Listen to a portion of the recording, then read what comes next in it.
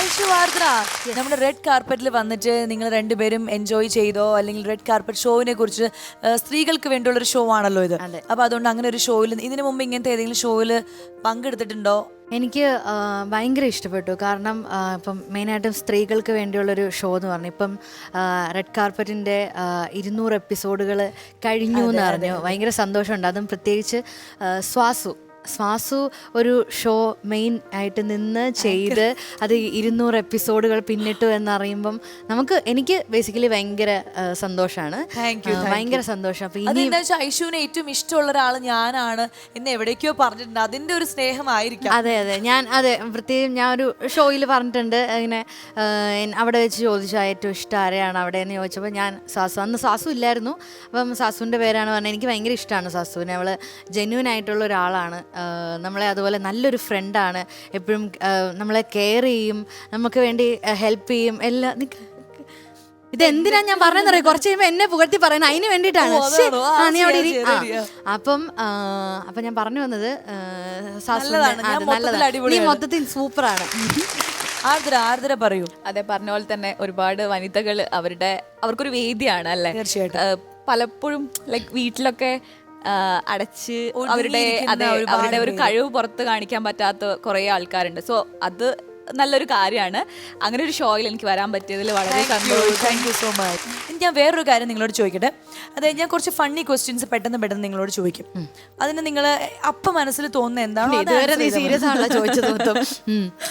ഇത് ഭയങ്കര ഫണ്ണിയാണ്. അതായത് നിങ്ങളുടെ ക്രിയേറ്റിവിറ്റി. ശരി. അപ്പൊ ഫസ്റ്റ് ഞാൻ ആർദ്രയോട് ചോദിക്കാം. അതായത് ആർദ്രയുടെ FB അക്കൗണ്ടിൽ നിന്ന് ആർദ്രയുടെ ഒരു പിക്ക് എടുത്തിട്ട് മോർഫ് ചെയ്ത് വേറെ മോശമായിട്ടുള്ള രീതിയിലൊക്കെ പിക്ചേഴ്സൊക്കെ ഇങ്ങനെ കിട്ടും. അപ്പൊ ആദ്യം അത് കാണുമ്പോൾ റിയാക്ഷൻ എന്തായിരിക്കും? ദേഷ്യമാണോ, സങ്കടമാണോ, അത് FB അക്കൗണ്ട് ഡിലീറ്റ് ചെയ്യോ? FB അക്കൗണ്ട് ഡിലീറ്റ് ചെയ്യൊന്നുമില്ല. ലൈവ് വരുമോ? ലൈവ് ചിലപ്പോ വരും. പക്ഷെ ഞാനൊരു കാര്യം പറയട്ടെ. ലൈവ് വന്നു. ലൈവ് വരുമ്പോ എന്തായിരിക്കും പറയുക? ലൈവ് ഫോൺ ഓൺ ചെയ്ത് വെച്ചു, ആർദ്ര ഇരിക്കുകയാണ്, എന്ത് വേണമെങ്കിൽ പറഞ്ഞു. ഞാൻ കുറച്ച് ചീത്ത വിളിക്കും അവനെ. ഞാനാണ് അവൻ. കുട്ടിയുടെ പിക്ചർ മോർഫ് ചെയ്ത് ഞാനാണ്. എന്താ അടി കിട്ടൂട്ടോ? ഇത് ആദ്യം എന്നെ കാണിച്ചിട്ട് FB പോസ്റ്റ് ചെയ്തൂടെ എന്ന് ചോദിക്കും. നല്ല പോസ്റ്റിലുള്ളത് കൊടുക്കരുത്. എന്നിട്ട് നമുക്കൊക്കെ ലൈക്ക് പേടിയുള്ള കാര്യം. കാരണം നമ്മൾ പലപ്പോഴും എങ്ങനെയൊക്കെയോ പോസ് ചെയ്യും. അപ്പൊ അതൊക്കെ ചില ആൾക്കാർ മിസ്യൂസ് ചെയ്യാറുണ്ട്. അപ്പൊ ഞാൻ എപ്പോഴും നോക്കുന്നൊരു കാര്യമാണ്, യൂട്യൂബ് തുറന്നിട്ട് നമ്മുടെ പേര് വെച്ചിട്ട് ഉണ്ടോ എന്നുള്ളത് നമ്മൾ ഞാൻ എപ്പോഴും നോക്കുന്ന ഒരു കാര്യമാണ്. സീരിയസ്ലി പറയുന്നത്. അതായത് ആർദ്ര ഹോട്ട് സ്വന്തമായിട്ട് നോക്കും. കാരണം നമുക്ക് അറിയാൻ പറ്റില്ല, ഇപ്പത്തെ ആൾക്കാർ അങ്ങനെയാണല്ലോ കുറെ. പക്ഷെ കണ്ടു കഴിഞ്ഞാൽ പ്രത്യേകിച്ച് ഇതേപോലെ അങ്ങ് വിടും, പ്രത്യേകിച്ച് റിയാക്ഷൻ ഒന്നും ഇല്ല. അവരോട് പറഞ്ഞിട്ട് കാര്യമില്ല. അതുകൊണ്ട് ആർദ്ര അങ്ങ് വിടും. ഇനി ഐഷു അതായത് ഒരു ഗൺ പോയിന്റിന്റെ മുന്നിൽ നിൽക്കുകയാണ്, ഉറപ്പായിട്ടും കൊല്ലും. അപ്പോ എന്തായിരിക്കും ആ സമയത്ത് മനസ്സിലൂടെ ഓടിപ്പോകുന്ന ഒരു വിഷ്വൽ? എനിക്ക് അമ്മയെ കാണണം. മരണം ഉറപ്പാണ്. അതായത് ഏതാനും നിമിഷങ്ങൾക്കുള്ളിൽ ഐശുവിന്റെ നേരത്തെ കുഷ്കൂന്ന് വിടും. എന്തായിരിക്കും മനസ്സിലാതെ? നമ്മള് വീട്, നാട്, ഫ്രണ്ട്സ്. അതാ ഞാൻ പറഞ്ഞ ആദ്യം അമ്മയും അച്ഛനെയും അനിയനെയും അമ്മൂമ്മയൊക്കെ ഓർമ്മ വരും. പിന്നെ എനിക്ക് ഫുഡ് കഴിക്കാൻ പറ്റത്തില്ലല്ലോ, ഇനി ഫുഡ് കഴിക്കാൻ പറ്റത്തില്ലല്ലോ, എങ്ങനെ ഞാൻ ബിരിയാണി കഴിക്കൂ, അങ്ങനെയൊക്കെ ഓർമ്മ വരും. കുറച്ച് സെക്കൻഡ് കൂടി വിളിപ്പം കൊല്ലും. ആരോടെ എന്തെങ്കിലും പറയാനുണ്ടോ? ലാസ്റ്റ് ആയിട്ട് എന്നെ കൈ കഴിക്കുന്നു, വേഗം പറ. ഞാൻ ചോദിക്കും, ഞാൻ അവരുടെ മൈൻഡ് മാറ്റിവിടും. അതൊന്നും പറ്റില്ല, മൈൻഡ് ഒന്നും മാറില്ല.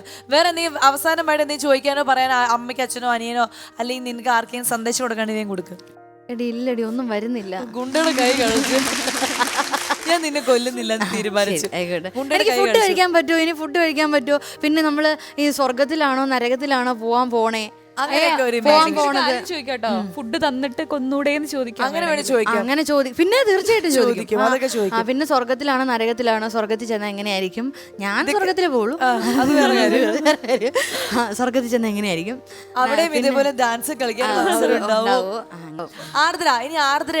ആർദ്രയുടെ ആദ്യ കാമുകൻ, അതായത് ഇട്ടിട്ട് പോയി ആദ്യ കാമുകൻ, പിന്നീട് ആർദ്ര സിനിമാ സംവിധായികയായിട്ട് ഇങ്ങനെ ഇരിക്കുന്ന സമയത്ത് ഒരു ചാൻസ് ചോദിച്ചു വരികയാണ്.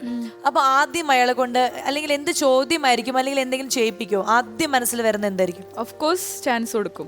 തെറി പറയാൻ കിട്ടിയ അവസരമല്ലേ നമ്മൾ പാഴാക്കുവോ?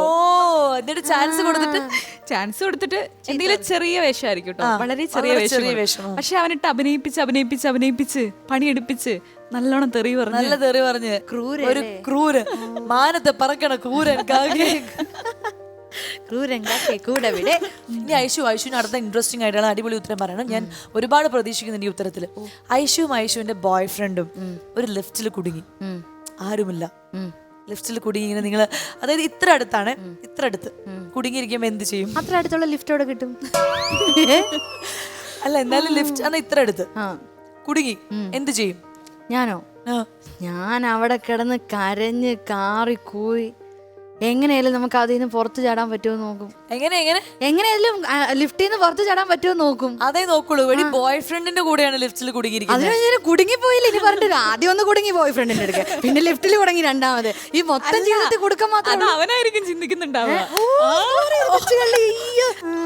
ഞാൻ ഉദ്ദേശിച്ച അങ്ങനെയല്ല. എന്നാലും നിങ്ങൾ, അതായത് പേരൻസ് ഭയങ്കര എതിർപ്പാണ് നിങ്ങളുടെ പ്രണയത്തിൽ, നിങ്ങൾക്ക് കാണാൻ പറ്റുന്നില്ല, മിണ്ടാൻ പറ്റുന്നില്ല. അപ്പോഴാണ് ഈ ലിഫ്റ്റിൽ കുടുങ്ങിയത്. അപ്പൊ എന്തെങ്കിലും ചോദിക്കുവോ, ഒരു പാട്ട് പാടി കൊടുക്കുവോ, അങ്ങനെ എന്തെങ്കിലും? ഡ്യൂറ്റ് ഡാൻസ് കളിച്ചാലോ? ലിഫ്റ്റ് കിടന്നുണ്ട്. അപ്പൊ വേറെ ഗുണമുണ്ട്. നമ്മൾ ഡാൻസ് കളിക്കുന്ന സമയത്ത് ലിഫ്റ്റ് കിടന്ന് ഇളകുവോ, അതിൻ്റെ അത് പാട്ടൊക്കെ വെക്കുവാണെങ്കിൽ സൗണ്ട് ഒക്കെ കേൾക്കില്ല. അങ്ങനെ നമ്മളെ ആളെ രക്ഷിക്കാൻ വരുമല്ലോ. ഓ അടിപൊളി. അപ്പൊ ഒരു ഡുവറ്റ് ഡാൻസ്, എവിടെ പോയാലും ഡാൻസ് ഡാൻസ് ഡാൻസ്. എന്ത് ചെയ്യാൻ ജീവിതം. ശരി, അതങ്ങനെ ആവട്ടെ. ഇനി നിങ്ങളുടെ രണ്ടുപേരുടെയും പേരൻസിന് ഇതുവരെ അറിയാത്ത നിങ്ങളുടെ ഒരു ടോപ്പ് സീക്രട്ട് ഇപ്പൊ റിവീൽ ചെയ്യണം. ഉണ്ടോ? അമ്മയ്ക്ക് അറിയാത്ത ഒന്നുമില്ല?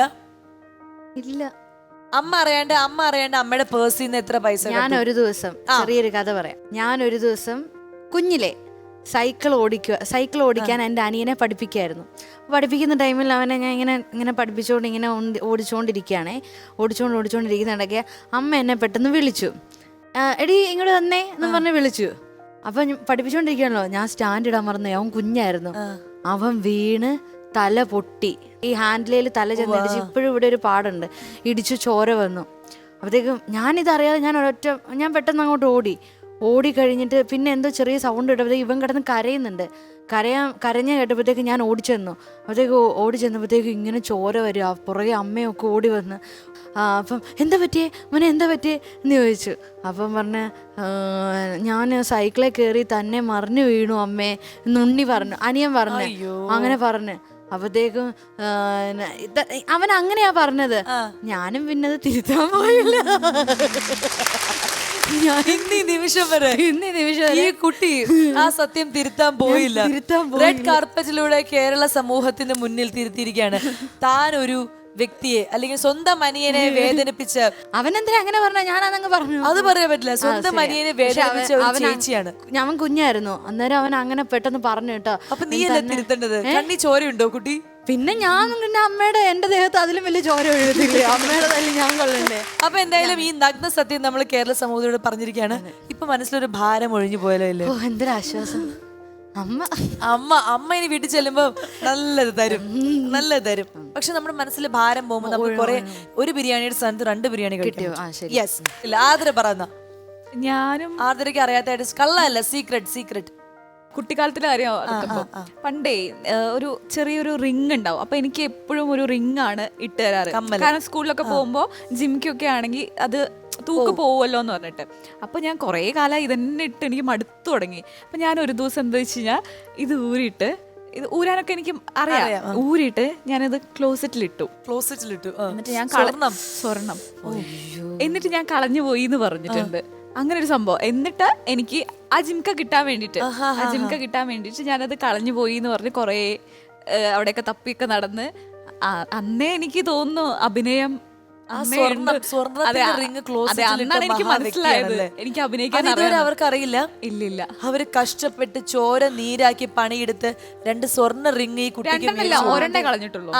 അല്ല 2 റിംഗ് കളഞ്ഞു കഴിഞ്ഞാൽ അവർക്ക് മനസ്സിലാവും. അതുകൊണ്ട് അതിൽ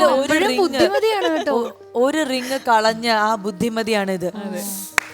അപ്പൊ അമ്മ ഇത് കാണുമ്പോൾ എനിക്ക് കുട്ടി കരയാതിരിക്കട്ടെ ഞാൻ ആത്മാർത്ഥമായിട്ട് പ്രാർത്ഥിക്കാണ്.